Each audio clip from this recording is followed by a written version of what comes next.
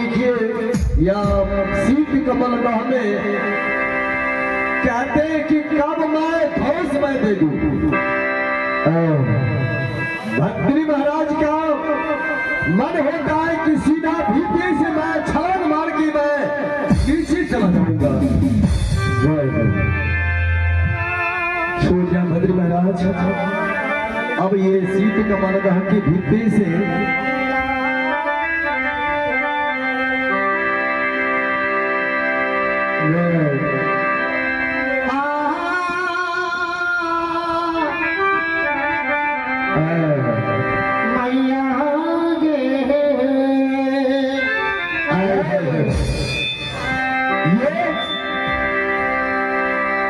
महाराज जरा आवाज कम करके भैया। अब देखिए इस प्रकार से अभी जब ये लीला चल रही है ऐसी लीला यह लीला द्वापर में भगवान कृष्ण महाराज सभी ग्वालवाल की साथ सबको मालूम है कि द्वापर में भगवान कृष्ण महाराज बहुत रास रचाए थे। ग्वालवाल की साथ 16 साल 8 राधिका की साथ रास रचाए। अरे गेंद खेलने के लिए सुदामा उनकी मित्र सुदामा की साथ लेते हुए सभी ग्वालवालों बच्चों वही जमुना तट पर गए गेंद खेलने के लिए। गेंद गिर गया था जमुना में और वह गेंद को निकालने वाले किसने निकालेंगे? सुदामा ने कहा किसने कन्हैया मैं जा रहा हूँ गेंद निकालने के लिए। कहते नहीं सुदामा तुमसे नहीं होगा, किसी को जाना नहीं है, ये गेंद निकालेंगे कन्हैया। ये मैं गेंद को बाहर मैं करूंगा, तुम सब देखता रहना कि मैं कहां से गेंद मैं लेकर के मैं आ रहा हूं। कन्हैया जाकर के ऐसे जैसे यार छलांग मार रहे हैं ये शीत कमल दहका भीता से। द्वापर की कथा ये कलयुग में मिल रहा है साथियों। उस प्रकार से ये भगवान लक्ष्मण महाराज ये शीत कमल में छलांग मार करके धौस मारते हैं और ये पताल पुरी तक इसको जाना है सीधा।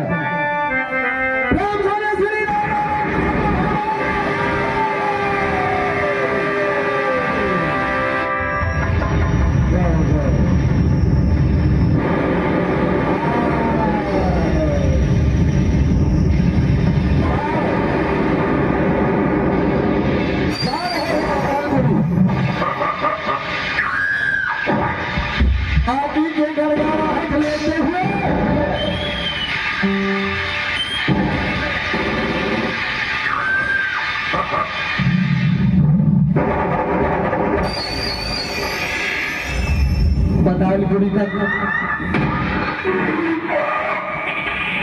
और ये भक्त महाराज लीन कर चुका है। अब देखिए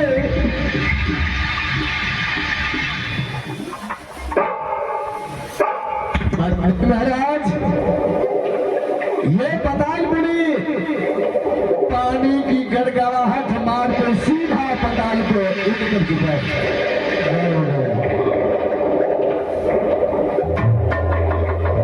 नाग जैसे भगवान कृष्ण महाराज शेषा नाग को पकड़ के बाहर हुआ था पतालपुरी से गेंद लेते हुए, आज उस प्रकार की ये देखिए लीला। अब ये नाग मनियार की घर तक ये पहुंच चुके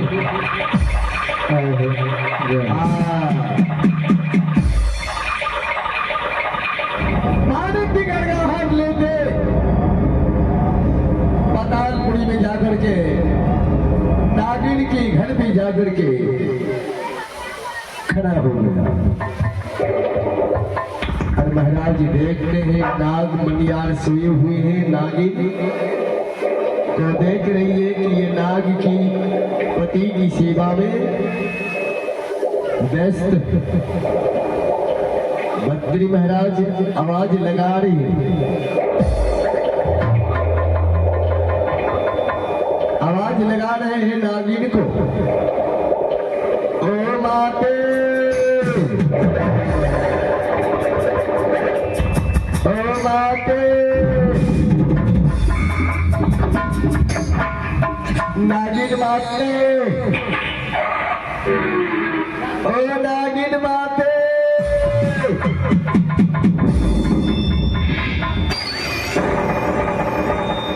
बद्री महाराज की आवाज को अकेले नहीं कर रही है, और इनकी सुरता आ गई है, ये सेवा में जो है ना विभोर हो गई है। सेवा, पति की सेवा में विभोर है। बाहर की आवाज को ध्यान नहीं जा रही है इनको कि बाहर से तीसरी आवाज लगा रही है। ओ नागिन माते, ओ नागिन माते, अरे जरा इधर नजर उठा करके देखो, किसी को नजर नहीं उठाती है। नाग महाराज को और पैर को दबा रही है। धीरे धीरे लग रहा है कि अरे बद्री महाराज का लोहा गर्म हो रहा है, घुसा आ रही कि मैंने माते माते मैं कह रहा हूं कि तू मेरी आवाज को जरा सा भी एक भी अकील नहीं कर रही। और गोसा सी आवाज देखिए कितनी जल्दी इनकी गोसा आ जाते। बद्री महाराज को गोसा, ये तो लोहा गर्म है।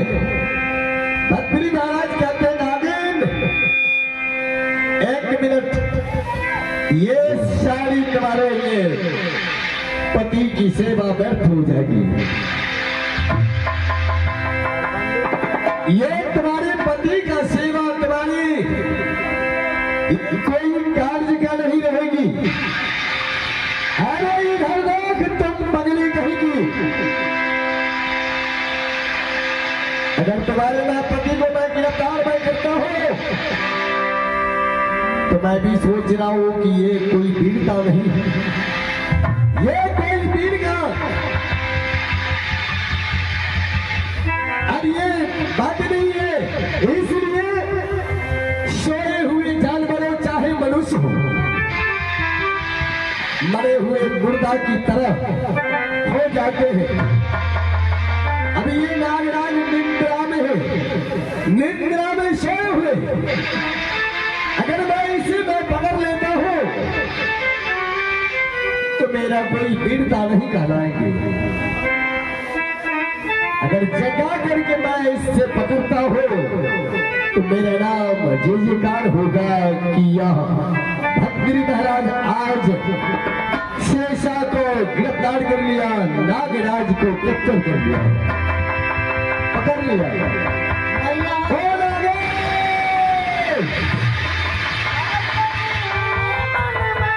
अगर मैं शेषा में आ जाने की बाद तुम दोनों को मैं जिंदा बाहर निकल जाऊंगा। दिखावे इधर देखो, अगर तुम्हें खड़ियत है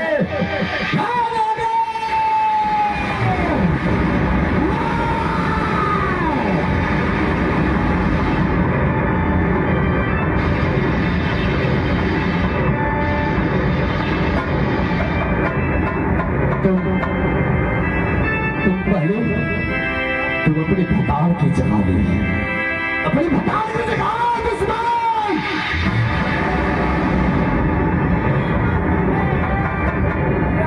नागिन को आवाज की चोट लग गया कि ये अटूटी बातों नागिन देख रही है राजकुमार को, एक नजर से देख रही है कि ये राजकुमार इतना भोला भाला और इतना मासूम, ये लड़का, ये बच्चा। अब देखिए नागिन मां को इनकी दाया आ गई। कैसी दाया? इनकी पति ये जानवर है, ये भी सहला है, ये जितना खड़े मनुष्य को निगल जाते हैं। इनकी मन में हो रही है कि या बच्चा को हो सकता, मेरे पति को नींद टूट गई तो इनको निगल जाएंगे। निगलने के बाद इनकी माता पिता घर में समस्त परिवार रोएंगे कि मेरे पुत्र गया, कहीं गया है, लौट करके नहीं वापस आया। इसलिए मुझे दया आ रही है और ये नागिन कह रही है कि मुझे सोच हो रही है कि यह राजकुमार, एक मिनट, क्या तुम्हें मालूम नहीं था कि ये काल की दिशा रास्ता तुमने पकड़ करके ये काल के घर पे तुमने आ गए हो बाबू?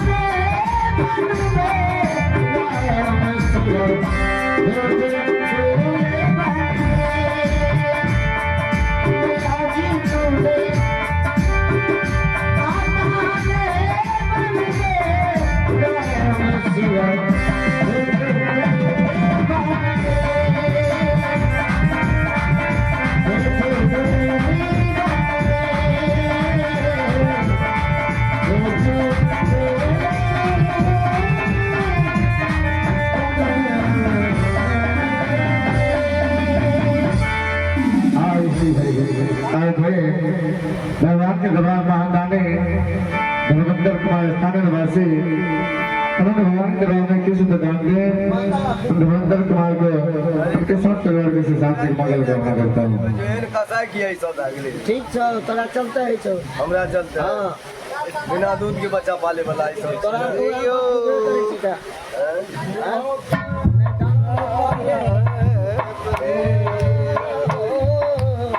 चाहिए कि बोली ना, आवाज बोले में अच्छा अच्छा पर बैठिए मेला के मीडिया सब सुनल छै, कोई बात नहीं छै।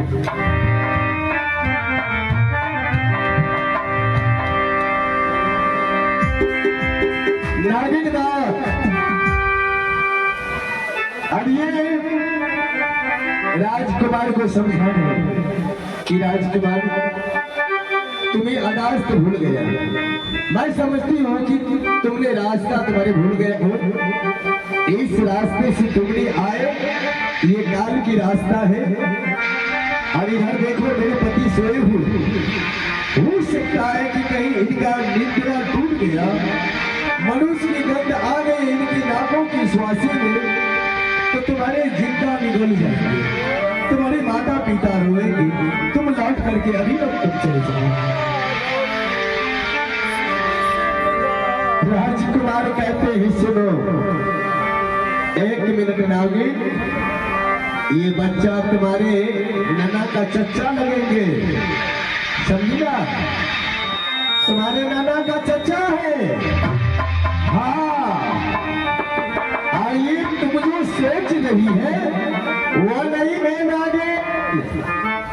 हाँ, ये राजकुमार वो है कि तुम्हें अभी जो सपना तुम देख रही है, वह सपना तुम्हारे प्रकट करने वाले राजकुमार ये अभिनव तुम्हारे सामने उपस्थित है। किंतु मेरी प्रश्न को जरा स्वीकार करो कि तुम अपने पति को जगाओ, पति को जगाओ। नागिन कहते अरे दुश्मन जगा दो रे ठहरेगा, अरे तमन्ना यही है अभी हमने जी भर के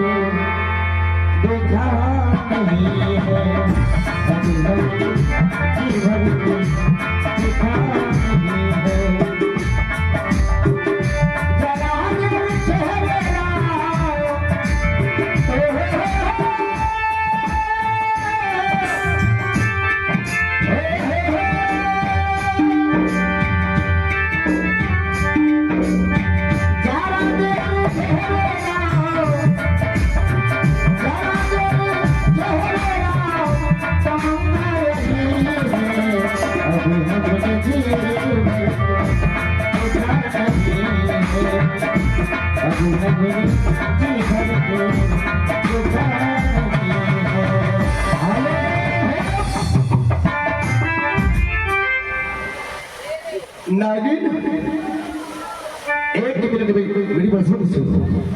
तुम अपने नाग महाराज को जन्म चुका हो। अब तुम्हारी नाग महाराज से मुझे कुछ बातें करनी है। नागिन करियरी पगला, तुम पगला गए हो। तुम क्या इनसे बात करोगे? ये तो काल है और काल से बड़ी बातें करने के लिए तुम चला है। अरे मैं कह रहा हूँ कि तुम्हें मैं जान में बचाने की मैं कार्य मैं कर रही हूँ कि किसी प्रकार इस बच्चों का जान बच जाए। और तुमने ये काल में आदमी तुम हाथ डालने का तुमने परिवर्तन करते तुम जल जाओगे। बंदरी महाराज का नागिन तुम जल्दी अभिलंब तुम अपने पति को जगा। अरे जगा तुम अपने भतार को जगा।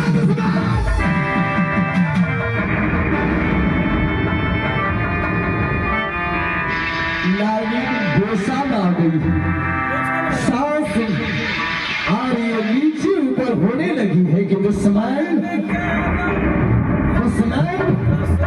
अब मैं जीतना नहीं छोड़ूंगी। अब तुम्हें मैं इसी जगह में पति को मैं जगा करके तुम्हें मैं जान से मैं समाप्त मैं करवा देती हूँ। एक मैं पति को मैं जगा रही हूँ। स्वामी स्वामी स्वामी स्वामी स्वामी